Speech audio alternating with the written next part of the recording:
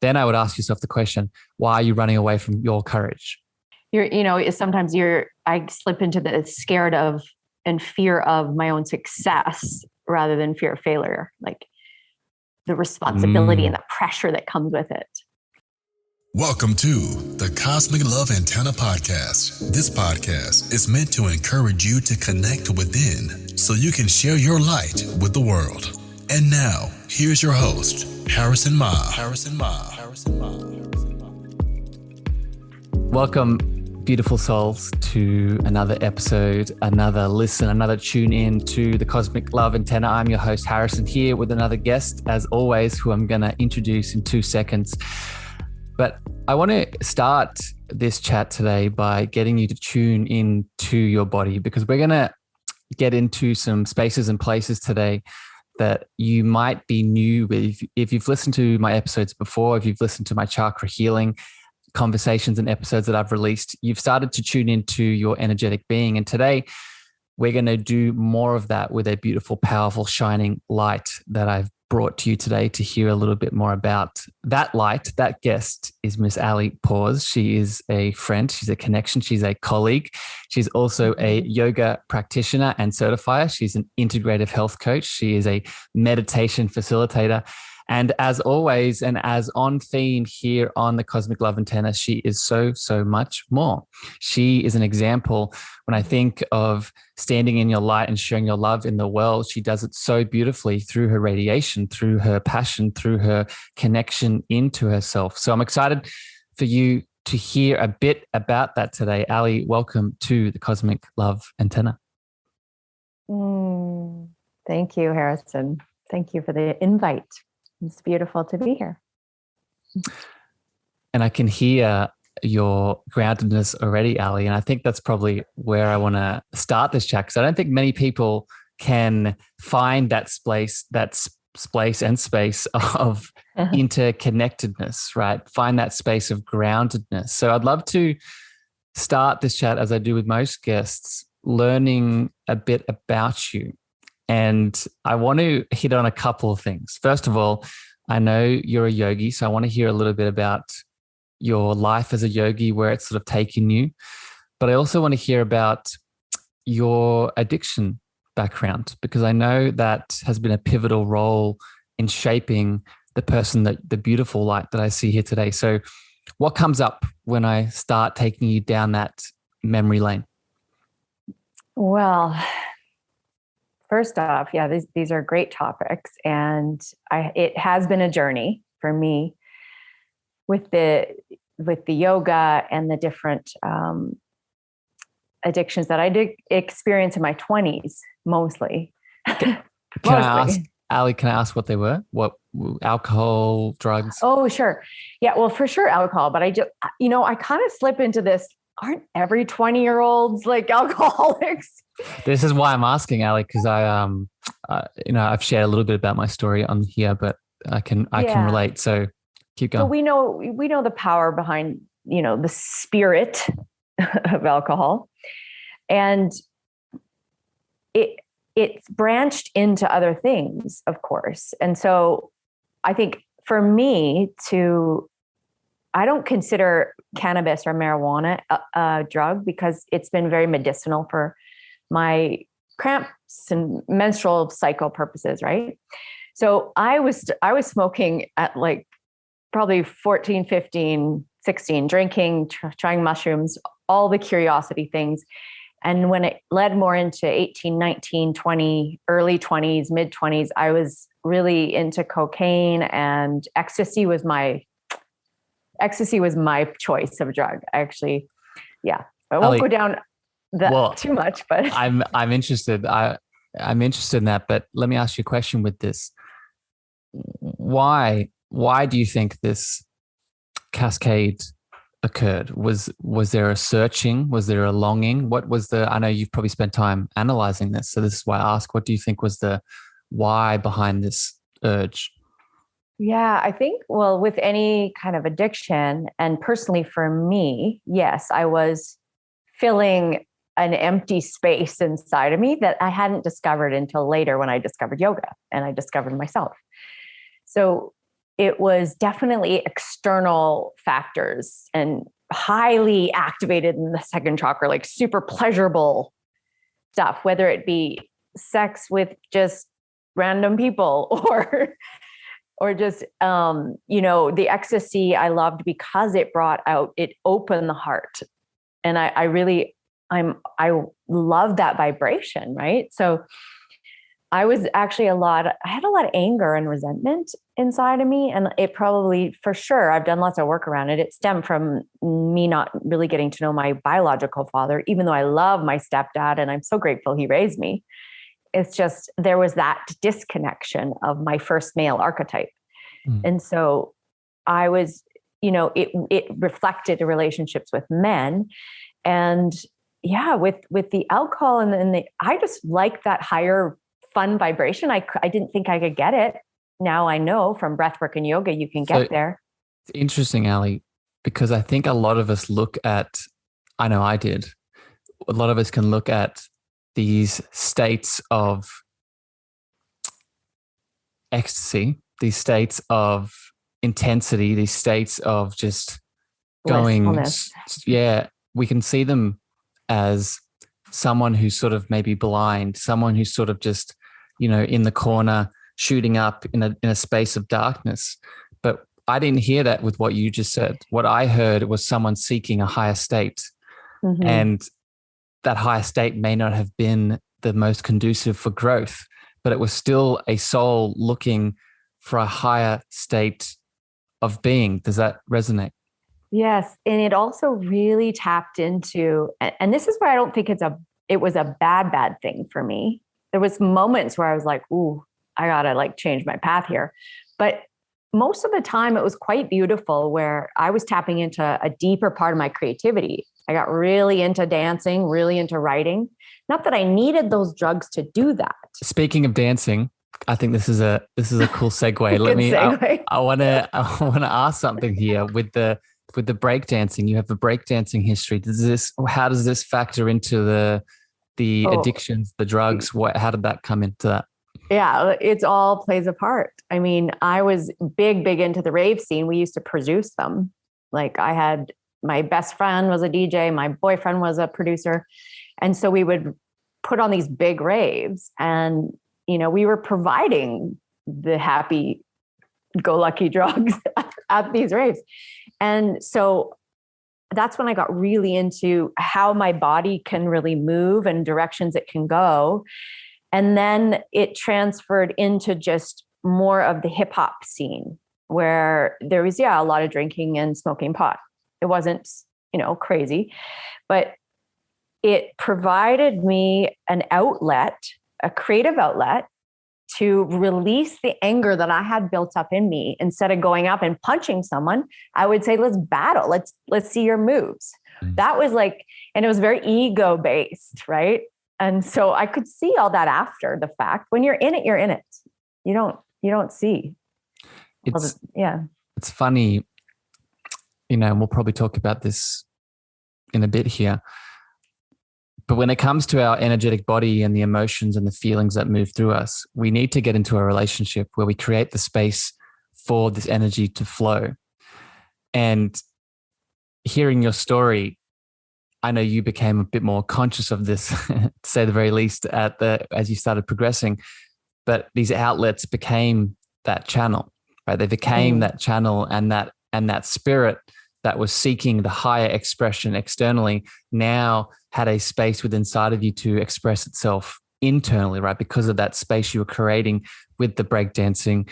Even you mentioned, smoking marijuana, and I'm so happy you described that as a plant medicine or something that can be very medicinal, because I found, especially when you connect it to, dancing, creativity, and even in the act of love with someone, it really creates that space within the body, right? It allows that space to be felt more, even if we are a bit disconnected. Does that resonate? Oh yeah, absolutely.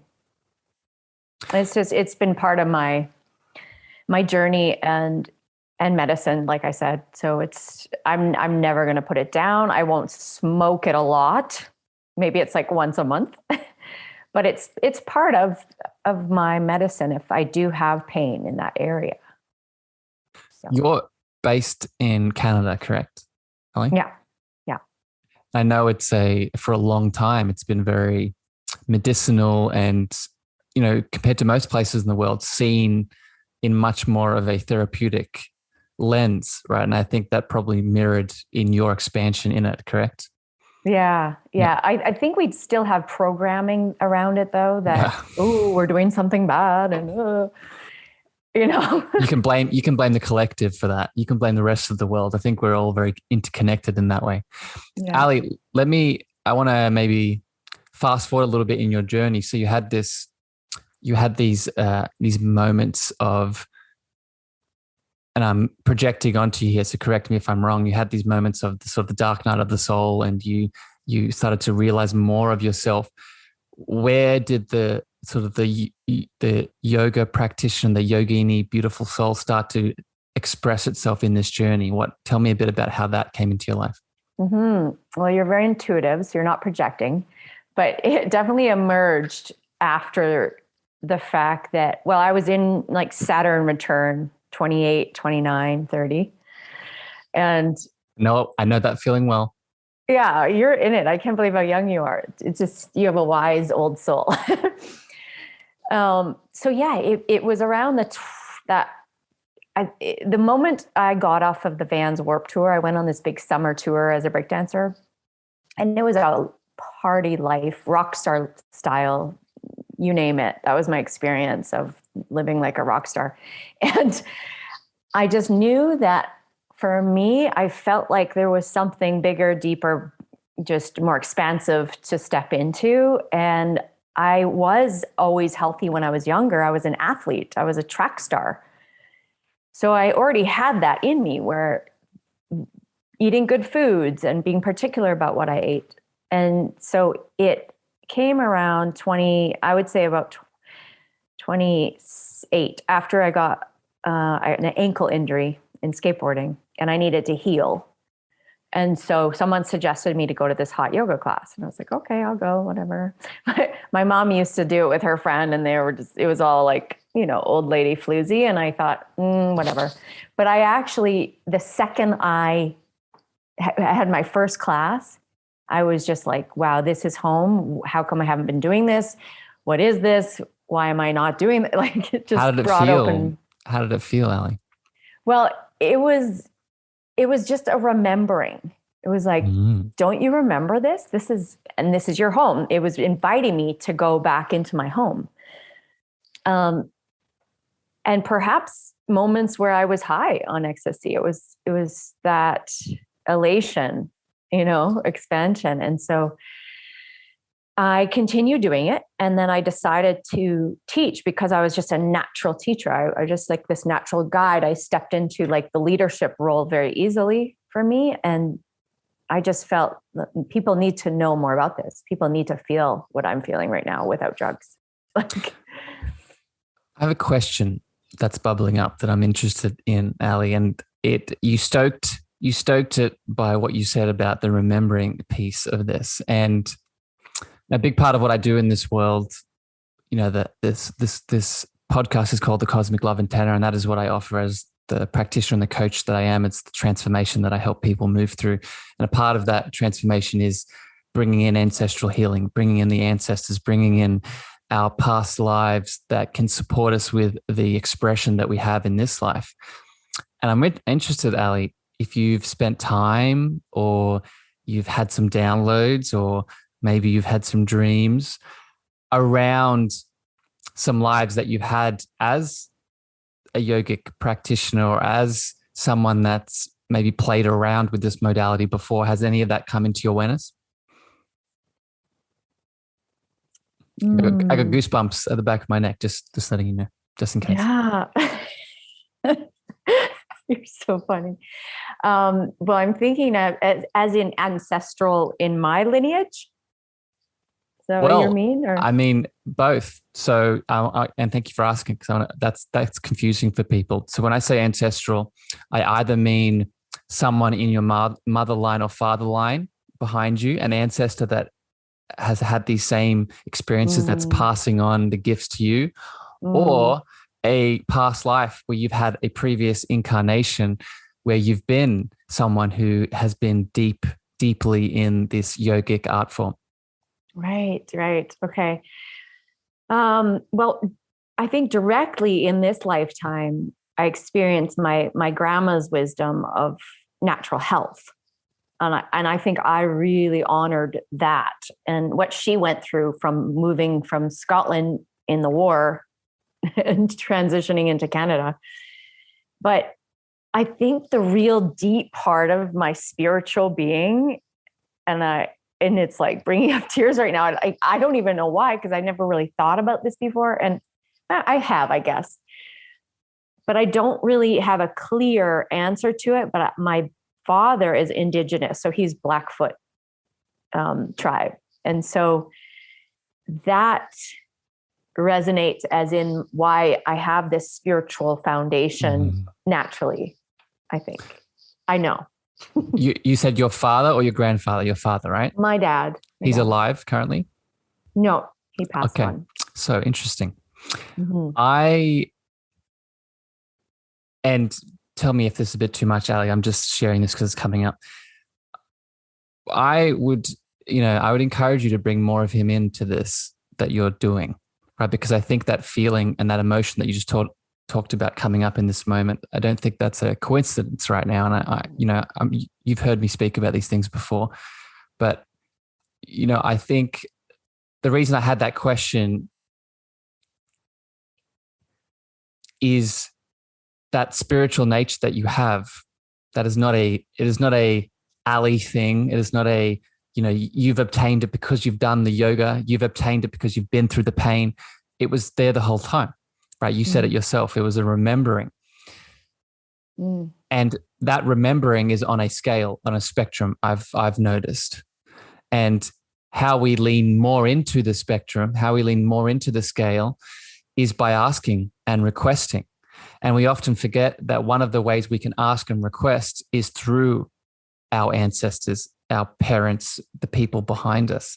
So I'd love to hear how this resonates with you, Aly, but I would also encourage you, with this stepping forward, bring him in, right? And don't bring him in just to like, I need help with my yoga. I need to make a course. Just bring him in purely from that spiritual expansion perspective. Does that make sense? Mm-hmm.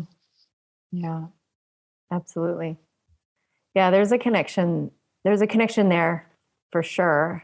I feel it in my physical body every day because I think I mentioned this to you when we were talking about toe fungus and how I have Tourette syndrome. And I remember. Yeah.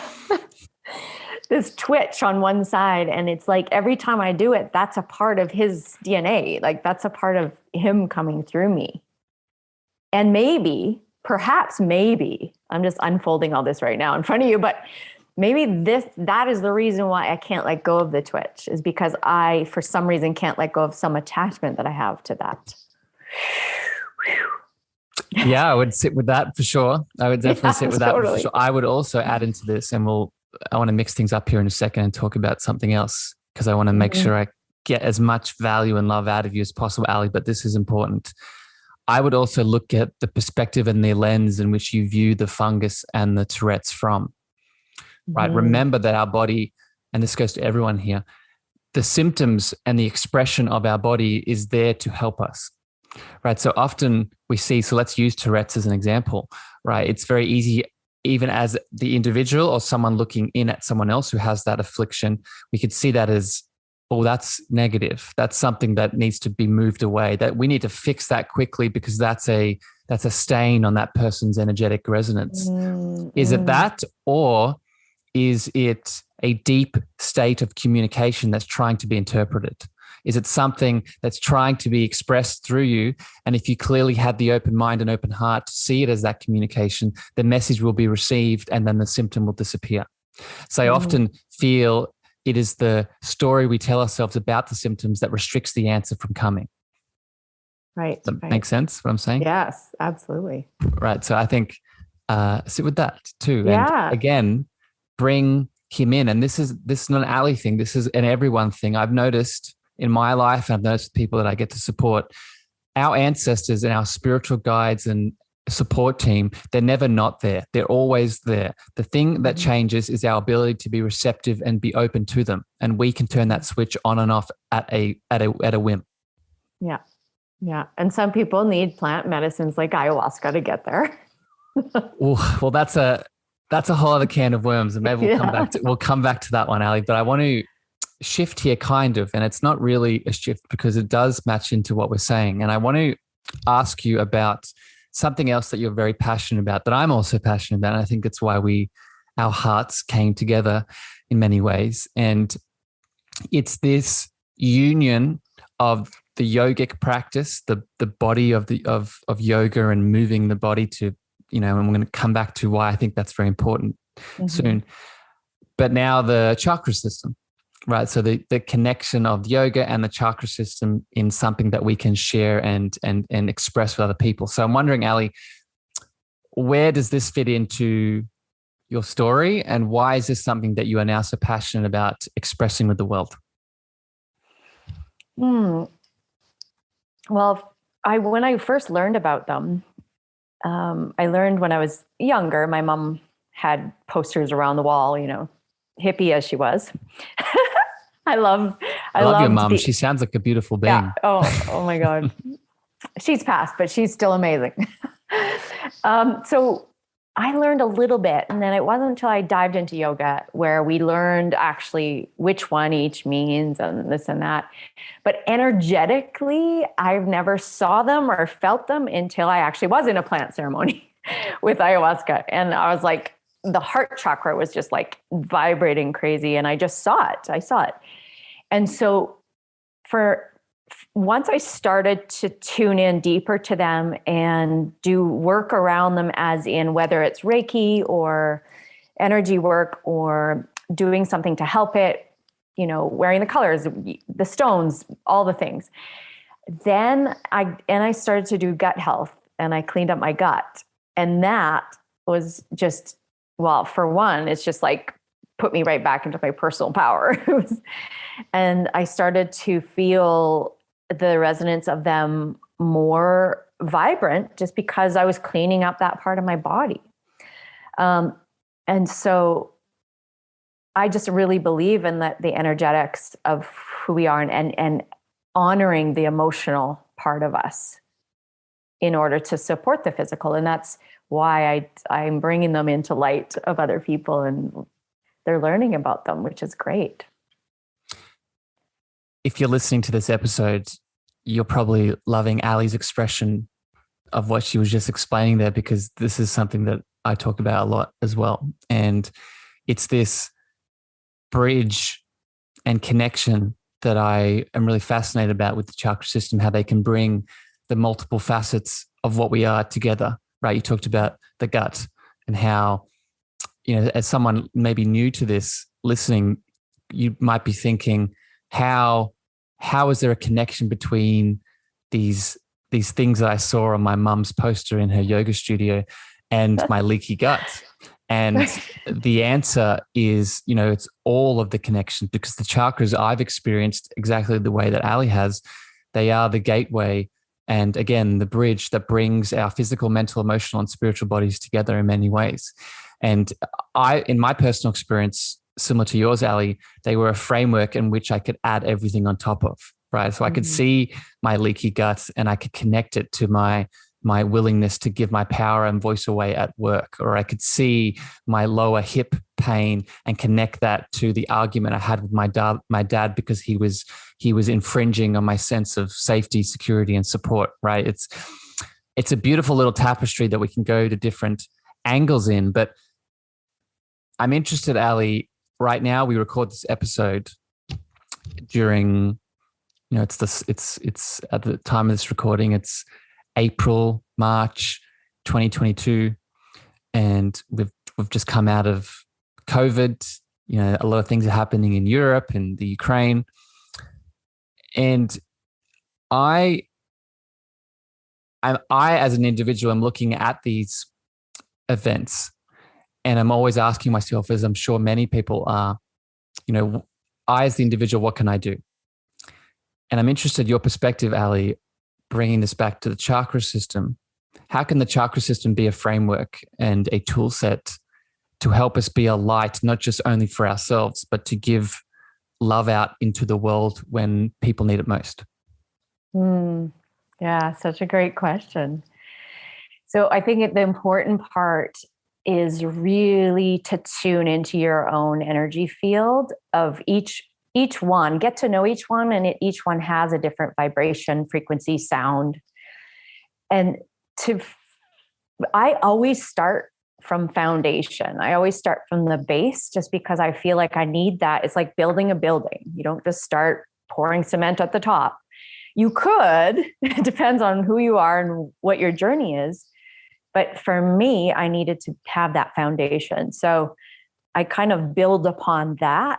And then once you get more into the heart, which is where I think everyone, like you said, that is the bridge of spirit and matter. And so we need to drop into that space and understand our own love system and that we are love, and vibrate from that space, because we can't change the world. And I always say this, I'm trying to change the world one yogi at a time with my trainings, but we can't change. If we're in our heart space or in that feminine and there was females running the world, we would not have war. Like, it's true. So you want to say something about that? So that's an interesting point. And I agree, but I don't. And let me explain why.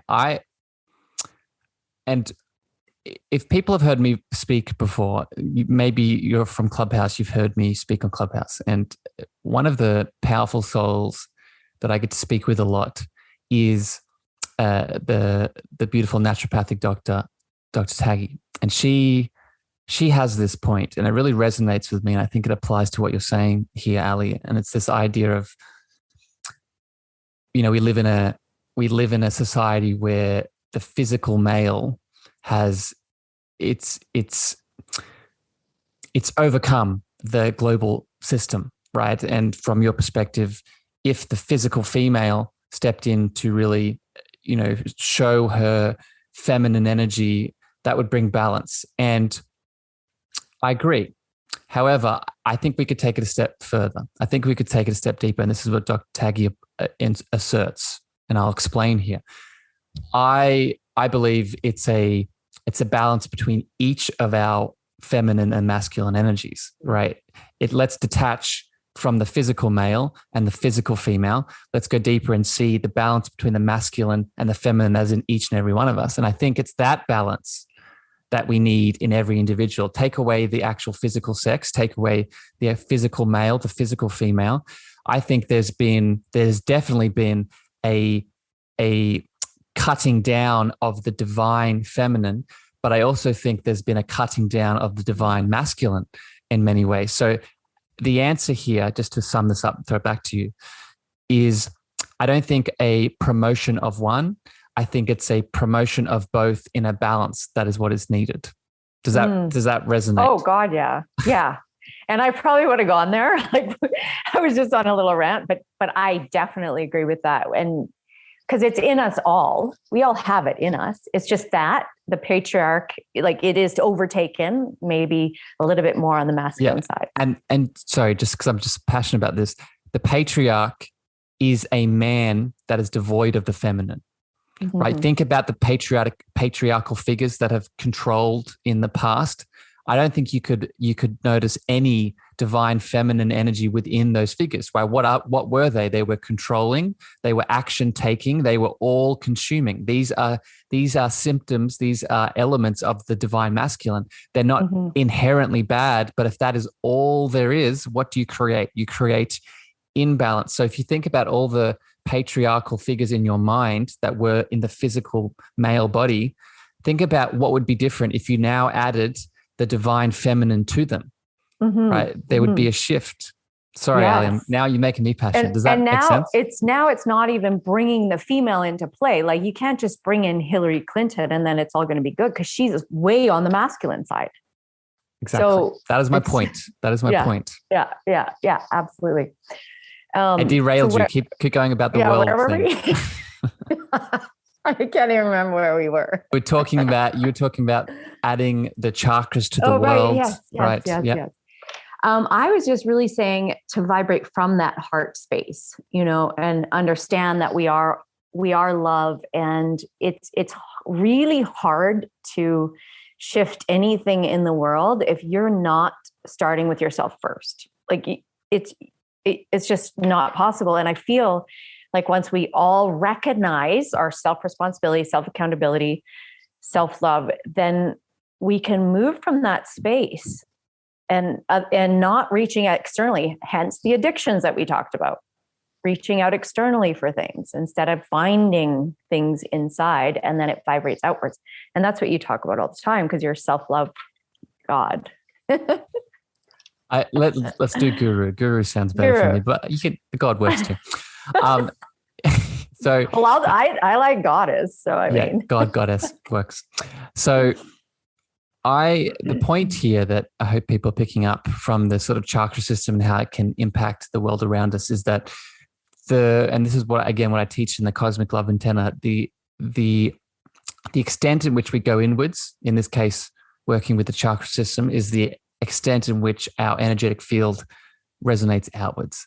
And if you look at the work of the Heart Math Institute, it's just one example, right? They're showing now that the heart has an electromagnetic frequency, right? And the more that you concentrate on expanding your heart space, and Aly, I don't know if you've reached the end of that yet. I'm yet to find a limit in which that depth can be found, right? So there's always more. Yeah, there's always more work that could be done. So now you look at, okay, if there's always more work to be done, think about how far that field can expand, right? How far that loving field can impact the world around me. So I'll wrap this up here, and I want to ask you some other questions here, Aly. But when we're trying to connect to the collective, you have two options. You can either go out into the world and do all the external elements, or again, you can go inwards in your space of introspection, set an intention. I want to help the Ukraine. I want to help the people suffering from COVID. And that heart loving energy is going to impact the collective. Mm-hmm. And yet it does take balance, because you can't just go introspective, because sometimes that can lead to escapism. Yes, meditation is brilliant, but you need action. Now you're talking about spiritual bypassing. Now you're talking about exactly being the monk on the mountain that's in the cave and doesn't come back down into reality to be the human in the human experience. Yeah. And that's not feels like everything's positive. It's all good. Yep. Now we're talking about sort of another sort of rabbit hole, and maybe we'll get into it, but it's this idea of, it's where killing the ego comes in, right? It's where sort of destroying the ego and bypassing the ego is like, we can do that from time to time, but then we forget the human body that lives in that grounded experience, right? That needs the feeling, that needs the sensation, that needs the sex and the touch and all the things. Yeah.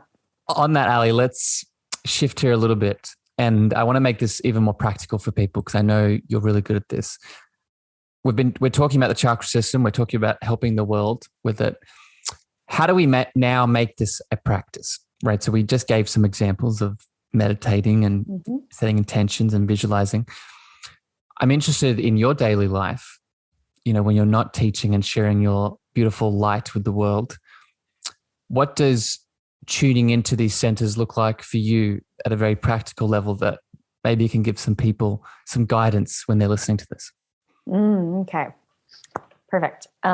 So first thing, I obviously, when I wake up in the morning and I do my meditation, I place my hand in certain areas, and whether I get different temperature changes or, a sensation in my that area of my physical body, or I visualize and I have a vision come up. So whatever it is, I let it flow I'm kind of open to whatever's I'm receiving. And then usually I do a little mini just check. That's my mini check-in. And then I ground myself. And I said before, I go from root to crown, and just whether that's vibrating the bija mantras or coming in. Sorry to interrupt you, Aly, but do you go up and down? Yes. Well, I go up to each one and then I just kind of do a flushing. And it's usually just white light, like to come back down. So I don't usually go from crown to root, but it depends. It really does depend. And so then I will either go into, if I'm outside and I'm by the ocean and it's not winter and snowy in Canada, I'll go outside and go barefoot and just get really grounded into the earth and let the sun come on my body. Did you have something to say? No? Okay. No, I'm taking it all in, Aly, and these are beautiful little tips here. I'm just imagining, right? I'm imagining all these practices and, the sunbathing, maybe we'll get into, but keep going. Okay. Yeah. So grounding into the earth, whatever that may be for you, or for me, it's in Canada when you can't go barefoot. Actually, I have gone with wool socks. So the important part is you can't have rubber in between your feet to connect to the earth. And then just walking in nature with the dog or wherever it is. And then grounding yoga practices, whether that be hip openers or feeling the roots in the feet from your standing postures.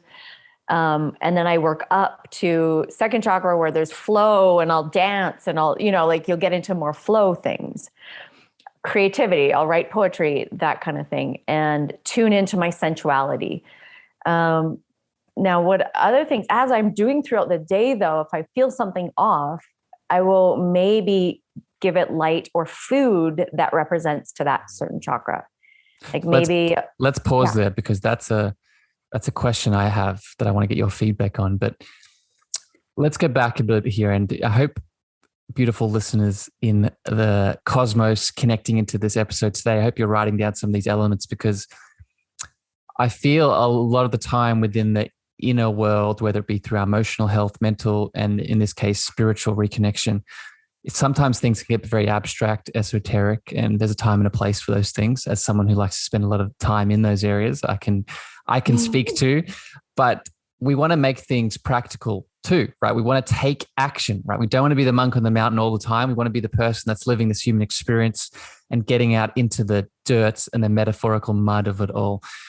And so I'd really encourage you to take Aly's words and start practicing these things. And you don't have to do all of the things, just do one, right? That sun worship, and I'm careful with that word because it's not, I wouldn't say it's worship, it's just being in a relationship with the sun, is a powerful element in itself, right? And I know at the time of this recording, it's very cold where you are in the world, Aly, and it's summer here. So after this podcast, I'm going to go take off some clothes and get into the sun.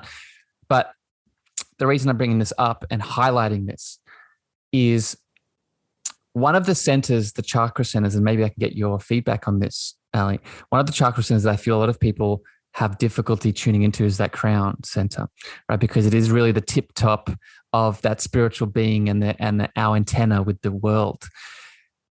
And a lot of us feel like that crown means our connection to the collective, and it does. But we often overlook it's also the connection to the natural world. It's also the connection to nature. It's also a connection to the animal world. And in this instance, it's the connection to the sun itself. So how do you feel about this? Does this resonate, Aly? And two, how would you encourage someone to lean even more into this sun and crown dynamic? Yeah. So, I mean, I am definitely a sun worshiper. I'll use that word because it's healed so much of me, and I do a lot of sun gazing, but you have to be careful the time of day you do it.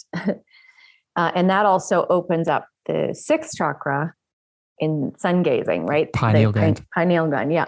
So it gets calcified in so many different ways, and we talked about that earlier. But this crown idea of people thinking it's this, samadhi, bliss, enlightenment, all encompassing spiritual realm. Sure. But you were born a whole complete spirit being, enlightened as you are. And so no matter when it develops, I think it's just there, whether we know how to access it or not. But yes, the sun can be very illuminating for that. That's a beautiful choice of words, the illumination. And I guess just to wrap up this point, and I'll have another burning question that's bubbling up, Aly, see the sun, in this instance, as another expression of you, right? And we have such an unhealthy relationship. And this is why I'm bringing this up. We have such an unhealthy relationship, a lot of it programmed, in my opinion, seeing the sun as this evil thing that we need to hide from, that we need to spend, and that we need to be careful and slap on all of these chemicals in our skin and hide and make sure that we're having as little exposure. And I want to be very careful of my words. Sun cancer, skin cancer, burning is a very real thing. But the extent in which these happen and the warning signals that we innately have to help us not go to that extreme are not talked about, right? For example, just to give a slight little tangent here, our eyes, as you said, are connected to our skin, right? So the amount of sun that is coming in through my eyes tells my skin cells how much melanocytes to produce. Melanocytes are the type of skin cells that help us protect from the skin radiation. We also, based off the food that we eat, that also produces our natural sunscreen, right? So for example, if I'm eating a lot of hydrogenized, like phytonutrients. Phytonutrients, but if I'm eating a lot of the commercialized refined vegetable oils, right? These kinds of oils actually produce a skin that is more receptive to being burnt. So I give these examples to encourage people within this relationship with the chakras and the sun. Dive a bit deeper, right? If you're listening to this and like, wait, Harrison, Aly, I don't want to go out in the sun. I don't want to get burnt. I'm scared. Move through that, right? Move through that. Use this conversation to be like, maybe that isn't the full story. Maybe there's a bit more here that I can do to open myself up to this beautiful relationship and thus expand my crown center. Okay. So, Yep. Go for it. Can I? Okay. Yeah. I love this topic. Please. Because it is so amazing how we've been so programmed to think that it is a bad thing for us when it really is life. Like we have sun and moon in us. And that's what we talk about in Hatha Yoga. Ha's sun, Tha's moon. And it is the essential nutrients. People actually, if you do it correctly, like there's ways to not go in the sun at 2 p.m. and stare blatantly at the sun. No, you just have to be smart about it. But I believe that yes, wearing sunglasses all the time is not a good thing. And people will disagree with that. And you said that, the reason that you said that, just to make this connection for people, you said that because the sunglasses, that's why I brought up that fact. The sunglasses stop that communication between the eyes and the skin. Keep going. Yes, and whatever substances in those lenses is coming into your body, right? And so I guess the lens, right? And I'm not saying don't wear sunglasses all the time. No, you can still wear them, but be aware that if you're wearing a sunglass that is tinted beyond all measure, that is disrupting the eye's ability to tell the skin that it's the intensity that is needed right now. So thus I need to produce this amount of protection so I don't get burnt. So if you wear those sunglasses, that communication isn't as effective. Keep going. Right. Yeah. And some people are more susceptible. I get it, whether you have different pigment, and that makes sense, but it does relate to the foods that you eat definitely affects it as well. And getting sun from inside a window is not a good thing either. You actually need to be out in it. So if you are sun gazing, make sure it's right when the sun comes up and right when the sun goes down, and you're actually shading your eyes quite a bit. Like there's different ways to do it. Yeah. It's interesting, Aly, and I can feel your passion. It's so exciting how all of these things connect together, right? All of these, this is why this is not just a energetic and emotional chat here. We can see that we're bringing in physical elements because we are a system of systems that work synergistically together, right? The way that we do one thing is the way that we do all things. So this is not just Aly and Harrison talking about going inside and connecting to my heart space. This is also what am I putting on my skin? What am I putting in my mouth? Which segues me, Aly, that I want to ask you here to a question I have for you. And it's really the idea about the importance of the physical within our spiritual connection, right? We often overlook, and I'll go back to that example that you gave of the monk on the mountain reaching those samadhi states. And that is a very powerful space to be. But and I want to hear your insights on this, we didn't come here to do that. We came here to be that as a part of the story, but there's a big part of this story of being in the body and the human experience. So I'm wondering your insights, Aly. Where do you find the importance of the physical body within the spiritual conversation? So good. I just wanted to add one little and tie a little bow on that sun thing with the third chakra, but that's okay. Like it connects. Third chakra. Yeah. Coming into that personal power. Okay. I just had that on my mind. So with the physical body and our spiritual relationship with it, and why we've reincarnated and chosen this form. Well, it's a vehicle.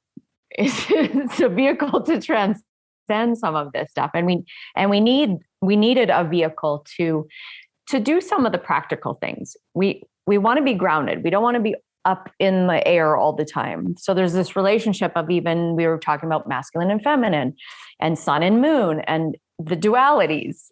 But when you come into the work that we do in yoga and meditation, and this could spiral into something else, but is getting into more of this equanimous, non-dualistic kind of state. The purpose of our physical body, well, it's giving us messages, right? I mean, that's what I think. It's my insights of different, well, it's called symptoms, but in the work we do, we like to get to more the root of the cause of what's happening. But I feel like it's just a messenger. It's a messenger. Let me take that messenger, Aly, and I'll double down on it. So yes, I think it is a beautiful messenger. But I also think it is the structure in which our spiritual love, our spiritual energy can be blasted into the cosmos. And let me explain why, right? We, in my cosmic love antenna analogy, right? I'll explain it for people here again. We think of a satellite tower or a phone tower on top of a mountain, maybe detached from the horrible EMF frequencies that are connected to it. The metaphor is that there is two parts of it. There is the beautiful frequency that moves through it, and then there is the structure in which allows that frequency to be expanded into the valley. And within this metaphor, the physical body is the structure of the satellite, of the antenna that helps the energy flow. Right? So I would maybe encourage people to sit with the idea: how have you been able to spiritually connect when you have felt physically, energetically low? How have you been able to physically connect when the previous night you ate some food that disrupted your gut? How were you able to physically connect when the night before you didn't get any sleep at all? Right? Sit with that question. So not only is the physical body there to help us with the symptoms, to help us understand ourselves more, the physical body is there so the spiritual body can be expansive. Like a channel, a conduit. Yeah.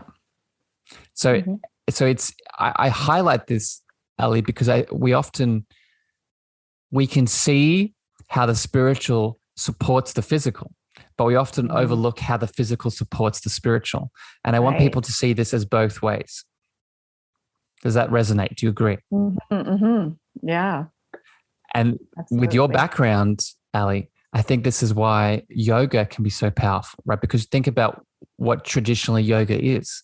Yoga is supporting the physical body. And maybe you can correct me here. My knowledge, there's so much, and sometimes I forget bits and pieces. Part of the traditional yoga was helping people stay in a seated position so they could connect inwards, correct? Right? So, it depends on what you're talking about, as in what direction you go with it. I mean, yoga asanas prepare the body to release impurities and detoxify and get you in the state so you can sit in meditation, which is the asana, which is the seat, stilling the fluctuations in the mind and getting into that meditative state. So exactly what I'm saying, right? So it's I just want people to leave with this idea that, even if you don't have access to the plant medicines, even if you don't have access to the spiritual mentor, even if you have trouble quietening the mind to start a meditation practice, know that by supporting your physical, you are supporting the spiritual. right? This is what it means by raising our vibration, raising our frequency. We do that through our holistic being. Aly, I have a couple more questions. Beautiful relationship. Yes, it really is. It really is. It goes all the ways. I want to ask you a question here. And this is more of a sort of just a Harrison. It's a pop question. Yeah, it's a more of a, maybe you don't have too much knowledge, but I'm just, interested in your beautiful understanding of it and what you feel. One of the things that I do with people is connect people to their dreams. And I think this factors in to this conversation very, very beautifully, because the dreamscape, just put very simply, is a way in which we can connect into ourselves even more. So I'm wondering, from your experience, Aly, with the yoga, with the chakras, and this journey that you've been on, where have you seen your dreamscape play a role in your expansion? Oh my God. This is a question. Minus the Brad Pitt, or including the Brad Pitt. Well, yes, I do have reoccurring dreams of celebrities, but we won't have to go there. Last night was interesting though. I would love your insight on this, but I had a dream that I was being chased in the snow. First we were in a hot air balloon, and then we were landing in the snow. And this white lion, which I don't think exists, but in my dreams they do, was attacking me. And I was running away from this and trying to dig a hole in the snow to run away. It was interesting. I can give you some thoughts on that. So let me ask you a question with this. And just for people listening, the reason I'm bringing this up, because I feel like this ties into what we're talking about today. Because again, the dreams are just another alley in which our selves express definitely through the energetic and emotional world. Let me ask you a quick question based off that dream. How did you feel when you were being chased? I felt obviously frightened. I didn't know if this was going to be the end of my life. I was trying to save my life, basically. So yeah, it was good. Scary. Good. So I'm going to say a couple of things here, and then you can tell me how this resonates, Aly. So for people listening, a big part of what dreams are a communication between our unconscious and conscious mind to help us with challenges in our waking state. Most of what is inside of our dreams, and I'm thinking already in the future, I'm going to do a bonus episode where I just talk about dreams in themselves. But most of what is in our dreams are symbology of us. So remember this sentence, right? The dreamer is always dreaming about the dreamer.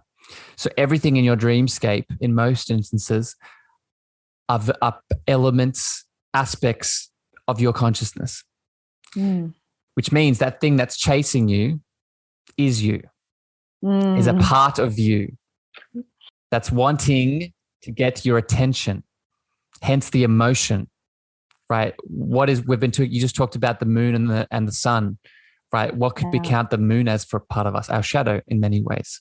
Right, the yin to the yang, right? The darkness that often holds a lot of things that we are ignoring, holds a lot of things that are repressed, that maybe we've pushed back for whatever reason.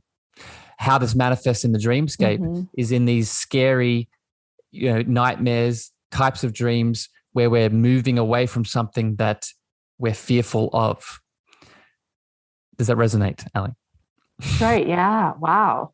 I never even thought of it that way. That's so cool. So what I would encourage you to do, my friend, and if you're listening to this, I would also, if you can relate to this kind of dream, is work out what that thing that's chasing you represents. So if you think of the lion, what comes up? What comes up to you in your mind, Aly, as you think of the lion? Courage. I think of courage.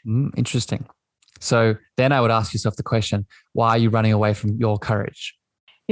Sometimes I slip into the scared of and fear of my own success rather than fear of failure, like the responsibility and the pressure that comes with it.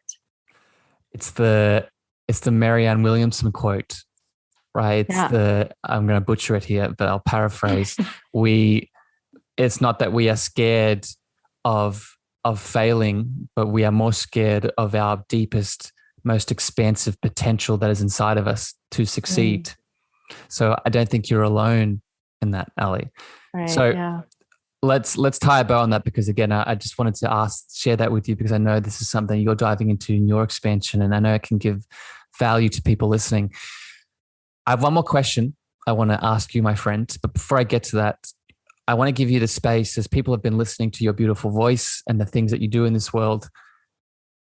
You know, you are a practitioner, right? You are a yoga certifier. You're getting out into the world and doing beautiful things. Is there anything you want to share with people listening that they can maybe connect to you with and start diving deeper with you as the individual? Thank you for the opportunity and space to do this. I've been running yoga teacher trainings for since 2015, and I just started in 2018 to put them online because I wanted to reach globally. So now we have an online yoga studio. I'm going to be offering a 60-hour yoga immersion for people that don't actually want to teach, and then I'll be having more about it, and health coaching. Beautiful. Thank you for sharing that, Aly. And what I'll do is, for people listening, as always, I will put your details in the show notes. And if you're feeling called, you're feeling pulled, you're feeling magnetized by Aly's beautiful voice and what she's offering the world, please check out the show notes and you'll see where to meet her, where to connect, and all her social and website details. Aly, as we close here, I have one final question I want to ask you. And it's something I ask every single person on this who come onto this podcast with me. And a big part of the Cosmic Love Antenna is working what our self-love looks like for us, working out what that love word internally means so we can radiate it out into the world. So, Aly, I'm interested, how would you define love in your reality? I am. I mean, I could be as simple as that, or the vibration really of all creation. So simple, so clear, and so deep. I think that often with the love word, we get a bit lost in the abstract esotericness of it. But I think you put it very clearly. Aly, I love you very much. Thank you for spending time with me here today. Thank you for coming onto the show. Thank you for sharing your voice. Beautiful souls out there in the listening world, I love you very much. Thank you for tuning in. This has been another episode of the Cosmic Love Antenna. I'm wishing all of you a wonderful evening, morning, afternoon, wherever you are in the world. Aly and myself love you unconditionally, and we'll catch you next time. Thanks for listening. Bye, everyone. Thank you for listening to the Cosmic Love Antenna podcast. We hope you enjoyed. Be sure to follow Harrison on Instagram, Twitter, and Clubhouse at Harrison Ma. That's Harrison, MEAGHER.